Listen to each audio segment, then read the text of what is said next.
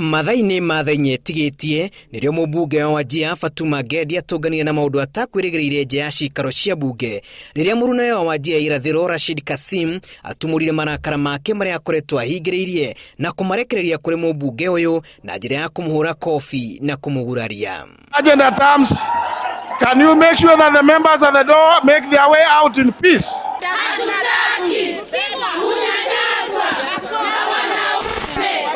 Kuratuika thutha wa aya eri gwitana keheri-ini kuria na matu iguru rigi ugai wa kigina gia CDF kuri gicigo kia ubunge kia Wajir irathiro nirio maruru maya marekereirio gugituika Gedi uri ni mumemba kamiti-ini ya budget ndagaire gicigo kiu kigina gia CDF na itumi cia ati Rashid ndekinyirie giikaro-ini kiria kiahariirio kia muingi mwena ucio kuruta mawoni megie ugai wa mbeca na uguo gutire wariho kurekereria mendekithia ma gicigo giake. As we walked from Parliament buildings to Protection House with my colleague Honorable Fatuma Gedi, we ran into Honorable Rashid Kassim, the Member of Parliament for Wajir East.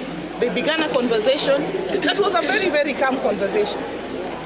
But before too long, because I could not understand their language they were speaking, what I understood from that conversation was Rashid hurling the words stupid, nonsense, and landing with blows on the Honorable Fatuma Gedi. Thutha wa tharikira ino mubunge uyu niaguthukirio thibitari-ini wa Karen kuheo urigiti wa mbere wa muira andikithietie ndumiriri ceceni-ini ya borithi ya bunge. Then he asked me, how comes you didn't put anything for me and my constituency in the budget? I asked him, what budget are you talking about? He said the budget is public hearings in Wajir. I told him, but Mheshimiwa, you are not there, you are the host MP, and you never mobilized the people to come and present their case.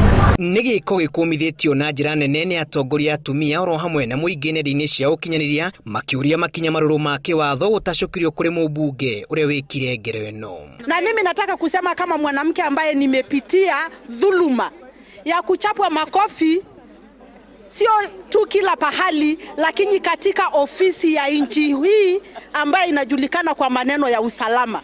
How secure are our girls if we the women leaders can be beaten, not just beaten, molested, assaulted and called flower girls? Fatuma mauma hamwe na mubunge wa Homa Bay Gladys Wanga hindi ya tharikira ino aria mehitite kurumirira kihoto o hamwe na atongoria angi. Ngiribotera Inooro TV, njitagwo Julius Karithi wa Munene.